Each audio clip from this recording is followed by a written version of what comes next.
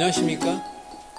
영육강건TV 글로벌 기독방송 GGBTV에서 운영하고 있는 은혜 나눔 초대석. 오늘도 여러분들에게 만만치 않은 손님을 소개하겠습니다. 이름하여 버스, 그 다음에 버스 작가, 버스 시인, 버스 화가, 이런 명명 타이틀을 얻고 난 뒤에 지금 신문사에서 얼마나 많은 인터뷰를 해갔는지, 저도 지금 신문을 좀 하나 가지고 있습니다만은 아주 만나기 쉽지 않은, 시간 내기 어려운 아주 귀한 사람을 오늘 초대했습니다. 박경민 작가님, 시인님, 화가님, 안녕하세요. 안녕하세요. 초대에 응해 주셔서 감사합니다. 아유, 감사합니다. 제가 또 그렇게 어렵게 만나기 쉽지 않을 줄 몰랐거든요. 아유, 근데 너무 아무튼 가찬이세요. 오늘 참 너무 이렇게 아유, 감사하고요. 너무 가찬이십니다. 오늘 이야기 보따리를 풀기에 앞서서 참 그게 버스라는 타이틀도 그렇긴 하지만은 작가로, 화가로, 수필가로 또 시집을 내시고, 제가 아까 이제 그런 걸 좀 봤는데, 제가 이제 2부 때 그런 걸 다 이제 소개해 드리겠습니다만은, 아무튼 어떻게 그런 생활을 이렇게 해오셨어요? 그래. 참 대단하십니다. 본인 소개를 좀 잠깐 좀 해주시죠. 네, 저는 현재 서울 시내버스 21년차 박경민입니다. 그리고 시인으로 수필가로 등단을 했고요. 그 전에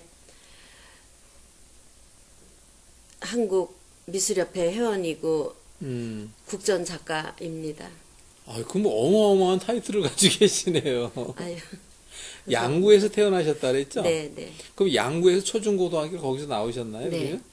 양구라고 하게 되면 그때는 또 옛날이잖아요. 네. 양구라면 그때는 우리가 쉽게 얘기한 대로 촌이었잖아요, 그때. 아주 깡촌이죠? 깡자를 붙이니까 좀 그렇다. 아니, 맞아요. 그러면 저도 깡촌에서 어린 시절을 보냈거든요. 아, 네. 뭐 그럼 같이 얘기해도 되겠네. 네. 뭐 개구리 많이 뒷다리 뜯어봤습니까? 우리 개구리 많이 거먹었죠? 저도 메뚜기도 좀 잡았습니다. 메뚜기 많이 잡아서 팔기도 했죠?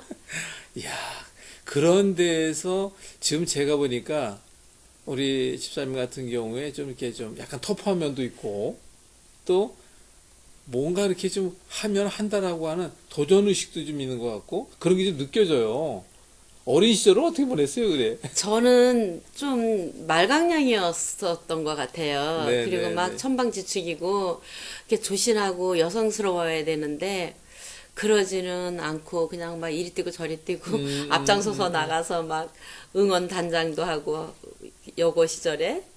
막, 아무튼 그렇게 앞에 나가서 막 마이크 잡고 휘둘리고, 막 그랬었어요. 안 봐도 다 보는 것 같아요. 네네. 그때만 하더라도 양구가 서울에서 가려면 좀 교통편도 많이 불편했고, 그럼요. 네, 그런 시절이었잖아요. 그럼요. 근데 거기서 주일학교, 좀 믿음이 3대라고 제가 들었거든요. 네. 3대의 믿음. 거기서의 교회 생활은 좀 어땠어요? 교회 생활은 뭐 하나님을 생각하고 그러질 않았고요. 네. 그냥 할머니 때부터 저희 집안이 원래 교회를 세웠고, 할머니가. 그리고 뭐 아버지는 뭐 그렇지만 큰아버지도 장로고, 네. 작은아버지도 목사님이고, 네, 네. 큰엄마도 권사고, 저희 엄마도 권사고. 네. 그러니까 그냥 의뢰 주일이면 교회를 가는 거죠. 그런 시절이 이제 있었군요. 네, 네. 아, 근데 참, 저도 이제, 제가 사실 우리 집사님을 이렇게 뵈면서 그 믿음 생활은 저랑 좀 닮은 꼴이 있어요. 아, 저도 옛날에 국민학교를 했으니까, 저는 4대 믿음이거든요. 네. 그냥 주일학교는 그냥 아버지 무서우니까 갔고, 네. 놀기에 열심히 했고, 뭐 시골에서 뭐 뛰어놀 때가 좀 많아요. 그 뭐 철철마다 먹을 건 있고, 네. 제가 칡뿌리도 아주 잘 아, 겠어요. 우리도 그랬어요. 그래가지고 아주 칡뿌리 하면 또 부모님도 또 그것도 좋아하시더라고요. 또. 네. 예, 그런 시절이 있었는데, 그런 어린 시절에 그 소박했던 거. 네. 그리고 그때 나도 모르게 겪었지만 반복적으로 겪다 보니까 그 자연 환경이 내 스크린에, 네. 나의 뇌리에 이렇게 다 쌓이잖아요. 네. 그럼 제가 작가로서, 화가로서 분명히 어린 시절에 뛰어놀았던 그 정취가 지금의 그 작품 활동에 굉장히 큰 도움이 되겠구나, 이런 생각을 저 나름대로 해보거든요. 지금도 뭐 어린 시절에 기억은 다 또렷이 나오고 있죠. 그렇죠.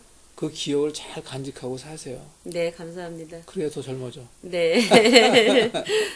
그러면 그때 이제 주일학교 믿음 생활도 이제 그렇긴 했지만 초중고등학교를 양구에서 보내고 그러면 양구에서 지금도 기억나는 게 있다면 좀 어린 시절에 어떤 것들이 좀 기억나는 게 있을까요? 뭐 주일날 교회 가야 되는데 친구들이 놀러 가자 그러면 하나님한테 이제 벌 받을 것 같고 하나님은 뭐 계시는지 안 계시는지 모르지만 저희는 맨날 밥 먹을 때도 기도하고 추도 예배 드리고 이러니까 하나님을 속일 수는 없으니까 그냥 그런 게 좀 싫었어요. 아무튼 교회 가는 게 싫었어요. 어쩜 이렇게 그것도 똑같아. 아유 진짜 저도 그랬고 그러면 이제 그때 그래도 그 끈을 놓지 않고 특히 또 저의 경우에 의해서도 그 윗세대 어른분들의 기도가 저를 살린 예가 있어요. 근데 지금 우리 집사님 같은 경우에 지금까지 이제 얘기를 쭉 좀 들어보니까 하나님의 은혜가 참 이처럼 또 크게 집사님에게 임했다라는 걸 또 제가 느낍니다. 그래서 그런 부분에 대한 것을 지금 제가 알고 있는데 그러면 양구에서 언제쯤 어떻게 떠나게 된 거죠, 그러면? 이제 학교 생활을 다 하고 사춘기도 보내고 처녀 시절을 보내면서 또 직장도 양구예요. 아, 네, 동창들은 뭐 도시로 서울로 이렇게 다 직장을 잡아 나가는데 저는 왜 서울로도 도예지로도 못 가는지 또 그 시골의 조그만 초등학교 병설 유치원에서 또 그 아이들 코 묻은 아이들을 상대로 또 지지고 볶고 제 자신이 너무 한심하더라고요. 그런데 마침 또 이제 외부에서 선생님들이 발령을 받아 오시잖아요. 그렇죠. 그래서 이제 그 처녀 선생님들하고 같이 이제 친하게 어울리다 보니까 또 설악산이 궁금하다고 양구는 또 설악산이 가깝잖아요. 그렇죠. 예. 그래서 이제 제가 그러면 이제 안내를 하겠다고 그렇게 해서 이제 설악산을 가서 거기서 이제 애 아빠를 만난 거죠. 아, 그런데 그 만남의 역사가 이루어진 시점이 네. 아, 그러면 그 얘기를 좀 더 자세히 해주세요. 그래 이제 비선대 앞에는 그 적벽하고 장군봉이라는 그 커다란 바위가 이렇게 두 개가 딱 있어요. 네, 그렇죠. 근데 저는 그게 뭐 이 적벽인지 장군봉인지 그런 이름은 전혀 알지도 못했고 그냥 이렇게 거기서 이렇게 그 비선대 그 물에서 계곡에 흐르는 물에서 놀고 있는데 막 그 바위에 사람들이 매달려 있더라고요. 그러더니 또 하강을 해서 내려오는데 거기 등산객 뭐 그 여행 온 사람들이 막 박수를 치고 막 그래서 우리도 같이 따라서 박수를 치고 야 우리 저 사람들 따라가 보자. 그래서 따라가니까 무슨 이렇게 커다란데 이렇게 텐트 같은 거를 치고 뭐 음식도 가득하고 고기도 있고 과일도 있고 그 우리더러 또 우리가 또 한미만 했거든요. 여선생님들이 좀 이쁘겠어요. 20대니까. 그럼요. 그러니까 또 와서 막 먹으라고 우리를 막 음식을 줘서 또 막 먹으면서 같이 이제 그렇게 시간을 보내고 이제 저녁이 돼서 이제 우리도 이제 내려와야 되는데 다음 주에 우리 보고 놀러 오라 그러더라고요. 네. 그러니까 옆에 선생님들은 자기네 집으로 가야 되잖아요. 뭐 그렇죠. 서울이든 춘천이든. 네. 근데 저는 양구니까 갈 데가 없잖아요. 그래서 오겠다고. 근데 고개를 끄덕끄덕하고 다음 주 일요일 주일이 됐는데 나만 또 혼자 양구에 남아 있으니까 직장도 양구, 쉬는 날도 양구. 그래서 에이 설악산이나 가자 하고 네, 막 네, 이렇게 네. 쫄래쫄래 갔더니만 거기 정말로 그 산악인 중에 한 명이 거기 나와서 저를 기다리고 있더라고요. 그게 이제 아니. 애 아빠가 된 거죠. 아니, 그때 그 팀들이 한 몇 명 정도 됐었어요? 그때 한 7, 8명 뭐 많았어요, 남자들이. 근데 나이 드신 분도 있고 젊은 분도 있고 뭐 제 눈에 볼 때는 저보다는 다 나이가 많다고 생각해. 내가 그때 23, 4 어린 아무래도 나이였으니까. 그러니까. 네네. 근데 그 기다리던 남자도 뭔가 콩깍지가 좀 약간 좀 있긴 있었나 보네. 그건 아닌 것 같고요. 근데 왜 기다려요? 제가 온다고 했으니까. 그리고 우리가 볼 때는 어설프잖아요. 산악에 뭐 이렇게 등산 전문가도 아니고. 그러니까 거기서 저를 제가 온다고 했으니까 그냥 지나가는 말로. 아이, 그렇지 않지. 네. 뭔가 콩깍지가 그때부터 네, 꼈으니까 뭐 하여튼, 기다렸겠지. 네, 그게 인연이 된 것 같아요. 그러니까요. 네. 그러니까 그때 와서 기다리던 그분과 결국은 이제 결혼을 하게 네, 됐고. 네, 네. 아이, 내 그럴 줄 알았어. 아이. 근데 안 봐도 비디오 지금. 아니, 왜냐면 양구에는 군인들이 너무 많잖아요. 맞아요. 그래서 군인들이 이렇게 대시를 많이 하고 만나자고 데이트도 하고 그랬어요. 그래도 군인은 저는 별로 좋아하게 하는 마음이 안 생기더라고요. 저도 군대 생활했지만 사실 철새예요. 네, 그래서 근데 우리 동창들이나 학교 선생님들은 이제 양구로 발령받아 오면 군인 장교들하고 더러 이렇게 연애를 해서 그렇죠. 결혼도 더러 했어요. 그렇겠지. 저한테도 또 웬 군인 장교가 왔어요. 근데 저는 딱 거절했어요. 그런 또 역사적인 사건이 있을 네. 뻔했는데 그냥 바위라고 하는 돌이랑 가깝고 꼭대기를 좋아하는 사람과 이제 결혼을 했군요. 네. 그러면 결혼하고 그러면 이제 서울로. 그래서 이제 결혼하고 저도 네. 그냥 또 직장을 그만두기는 아깝고 그래서 음. 그냥 직장을 다니면서 남편과 이렇게 주말 부부 뭐 이렇게 떨어져 살면서 제가 또 연달아 아이를 출산하게 됐어요. 그때 막 둘이 맞니 하나가 맞니 이러는데 애를 둘을 출산하니까 막 학교에서 막 이렇게 막 눈이 올라갔다 내려갔다. 맞아, 그래서 그때는 하나를 낳아 네, 잘 잘 기르자라고 기르자. 네, 하는 네, 그런 네. 그 붐이. 근데 절 보고 애를 둘씩이나 낳냐고 막 이러니까 아. 아우 내가 너무 수치스럽더라고요. 아니 저도 그건 알아요. 저도 네. 그래서 누뚱이가 하나 있습니다. 아. 저도 둘을 했지만 네. 그게 잘하신 거예요. 네, 아무튼 그래서 이제 엄마가 농사를 지면서 애 둘을 키우기가 너무 버겁잖아요. 그래서 서울을 너무 가고 싶으니까 직장을 접고 이제 서울로 올라온 거죠. 그것이 이제 서울로 올라온 계기였고. 네. 아, 그렇구나. 제가 좀 아까 미리 잠깐 말씀 나눌 때, 그 남편분이 이제 그 등반가, 네, 산을 좋아하고, 네. 암벽 등반부터 시작을 해가지고, 아무래도 그런 분들이 이제 그 최고봉이라 그러죠. 네, 그 에베레스트 산을 비롯하여 네, 그런 데를 정복이라고 하죠. 그걸. 네, 네. 그 꼭대기를 올라가고 싶어서 아주 그냥 열정적으로 안달이 나 있는 사람이거든요. 거의 뭐 매주 산에 가는 사람들이니까. 그러니까 이게 저 같은 경우는 그 내려올 건데 왜 가? 저도 그래요, 저도. 아무튼 그렇습니다만은 그러면 그 남편님의 그 어떤 그 아무래도 좀 떨어져 있는 시간들이 좀 있게 됐고 그러면서 주로 서울에 생활할 때 뭐 생활은 좀 어땠어요? 그냥 뭐 평범한 주부들처럼 저도 뭐 애들 뭐 유치원도 보내고 학교도 보내고 뭐 주위 엄마들하고 학부모들하고 차도 마시고 뭐 그런 백화점 생활. 쇼핑도 네, 다니고. 그거는 이제 누구나 다 하는 거고. 네, 그렇게. 그렇게 평범하게 했다는 네, 거죠. 그러니까? 평범하게. 그리고 주일이면 꼭 두 애들 양쪽 손잡고 교회 가고. 항상 교회는 갔어요. 서울에서. 그렇죠. 네네. 그러면 그때 뭐 양구에서 특별히 기억에 남는다든가 뭐 이런 또 아이들을 키우면서 좀 기억에 남는다든가 아니면 힘들었다든가 이런 게 혹시라도 있을까요? 그때는 뭐 애들 키우고 제가 나이도 이제 주부였고 30대 네네. 뭐 후반 정도 뭐 이런 나이니까 뭐 힘들고 그런 건 몰랐고 그냥 애들 예쁘게 공주처럼 이쁘게 키워서 교회 데리고 다니고 뭐 네. 놀이동산 데리고 가고 뭐 이런 거였죠. 네. 제가 좀 느끼기에 저는 아직 따님의 얼굴들은 못 봤거든요. 제 느낌이에요. 아까도 이제 본인 스스로 이야기를 했으니까 천방지축이라는 근데 아이들은 안 그럴 것 같아.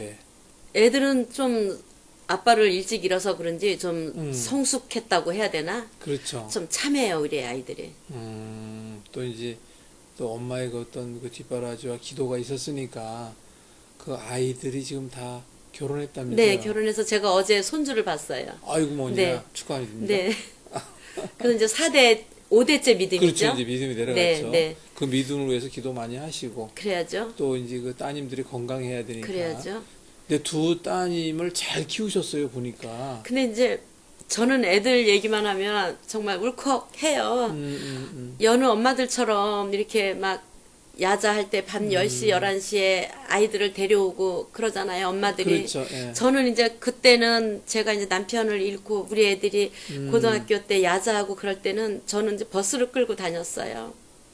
그러니까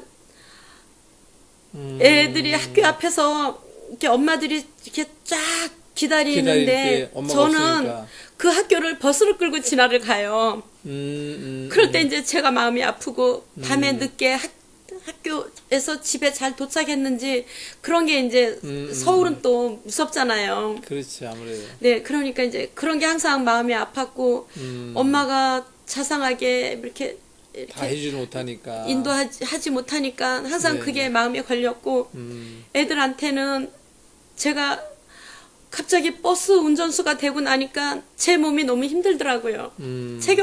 체력도 그때는 아주 호리호리했고 그러니까 그 어린 애들한테 엄마 힘들다고 엄마 힘들어 죽겠다고 참 엄마가 한심한 엄마죠. 그렇지 그러니까 않아요. 네. 그렇지 않고요.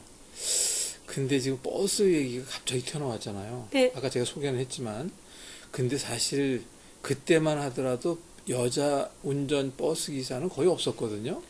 근데 어떻게 버스를 또 택하게 됐어요? 저도 참 제가 하나님한테 그랬어요. 뭐 식당에 가서 알바를 해도 뭐 이렇게 식당 같은 데 가서 일을 해보지도 않았고 또 무슨 마트 같은 데서 일을 이렇게 옆집 엄마의 소개로 갔는데 월급도 작고 뭐 아르바이트 시간도 뭐 3시간, 4시간 이거 갖고는 아이들을 생계를 아무래도 할 수가 힘들죠. 없으니까 네. 그래서 무슨 일을 할까 하나님 저한테 온전한 직장을 좀 주세요. 네. 그래서 이제 제가 또 병설 유치원 교사니까 병설 유치원 교사라서 조금이라도. 동네 유치원이나 교육청에 전화를 하니까 안 뽑는다 그러더라고요. 나이가 많아서 이제 40대니까 40이 네네네네. 다 20대 뽑지. 그렇지. 그래서 이제 그것도 이제 접고 그래서 그 어느 마트에서 저녁에 일을 하고 비가 이렇게 오더라고요. 그날은 그래서 날씨도 춥고 쌀쌀하고 그래서 버스를 탔는데 글쎄 버스 기사가 여성 운전자였어요. 저는 깜짝 놀랐어요, 진짜. 그때는 뭐 여성분들이 거의 없죠. 아니 저는 정말 처음 봤어요. 음, 진짜 깜짝 놀랐어요. 그래갖고 거기서 힌트를 얻었어요. 뭐 저런 그때 그분은 제 나이 지금 60대 그런 나이였던 것 같아요. 네, 제가 네. 40대인데 네. 저런 분도 버스를 운전을 하는데 나는 왜 못해 바보야 멍청하고 내 가슴을 막 쳤어요. 그리고는 그 다음날 날이 새기를 기다리는데 이 날이 왜 이렇게 안 새요. 아주 빨리 그 버스 면허증을 따러 가야 되는데 그래서 그냥 얼떨결에 아무튼 알아줘야 돼. 극성 맞아가지고 그래서 제가 버스 그 면허를 따고 막 그냥 죽기 살기로 달려들었는데 그때 중앙차로를 이명박 그 쇼 시작할 때 맞아요. 버스 중앙차로를 만들면서 버스 준공영제가 시작이 된 거예요. 제가 그때 투입이 된 거예요. 네네. 그러니까 여성 운전자 버스 중앙차로 1호예요, 제가. 그럼 또 타이틀이 있군요. 네, 1호. 병설 유치원도 제가 1호예요. 또 거기까지 네, 또. 네. 아유, 나 그것도 몰라, 이러고. 몰라. 참 이상하죠? 아니, 이상한 게 아니라 그만큼 멋이네요. 참 자그마한 키에 또 뭐 이렇게 여러 가지 일을 겪고. 그런데 이제 궁극적으로 그러기 전에 그 남편의 그 어떤 비보를 듣게 되고, 이미 이제 남편은 소천했지만, 그때부터 이런 어려운 생활을 또 접어들기 시작했잖아요. 또 그때 또 애들이 사춘기에다가 막 또 이렇게 고등학교, 중학교 막 넘어가고 막 이럴 때일 텐데, 참 그런 시절을 잘 겪은 것만 해도 잘 견디고, 그리고 그 딸 둘이지만 그 두 딸아이가 어느 누구 못지않게 제일 제가 칭찬하고 싶은 거는 결혼했다는 거. 네. 그 또 한 가지는 애기를 그래도, 또 손주를 또 그 손주를 주고. 또 네네. 얻게 너무 낳았다는 거. 감사하죠? 그리고 또 두 그 자제분들이 자녀가 참 걔도 뭐 웬만큼 다 직장 생활도 네, 하고 돈도 있고 벌고. 나 네. 그래서 그런 얘기 들었을 때 야 이게 어머니가 그렇게 힘들게 지내오면서 그 어떤 것에 대한 보답을 아이들이 또 이렇게 하는구나. 사실 결혼하지 않아서 걱정하는 사람도 많고 직장 못 잡아서 걱정하는 사람도 더 많잖아요. 그런데 누구는 그게 복이라니까요. 그건 하나님이 저한테 그런 은혜를 주신 것 같고요. 네. 고생했으니까. 사실 하나님 원망 많이 했죠. 왜 나한테 이런 고통을 주시냐고. 근데 그 하나님의 뜻, 하나님의 계획, 그 가운데 이제 우리 집사님께서 그것을 우리는 고난과 연단이라 그러잖아요. 그게 고난은 유익이라고 하고 집사님이 겪었던 그 어떤 것들이 아마도 지금은 시로 또는 수필로 또는 화가의 그림으로 그 뿌리가 없었으면 화가 안 됐어요. 그러니까 그런 여러 가지가 있지만 지금 우리가 좀 말씀 나누는 가운데 참 남들처럼 편히 흔히들 남들처럼 그렇게 걸어가진 않은 길이잖아요, 그게. 그런데 거기에서 또 다른 장이 열리는 인생의 길이 열렸다는 거는 좀 시간이 다 됐어요. 네. 그래가지고 그건 2부에서 해야 될 것 네. 같아요. 그럼 2부에 더 재미난 얘기 많이 네. 해주실 수 있죠? 네. 그럼 일단 시청자분들한테 빨리 이제 인사를 하고 2부에서 뵙기로 하겠습니다. 자, 감사합니다. 감사합니다.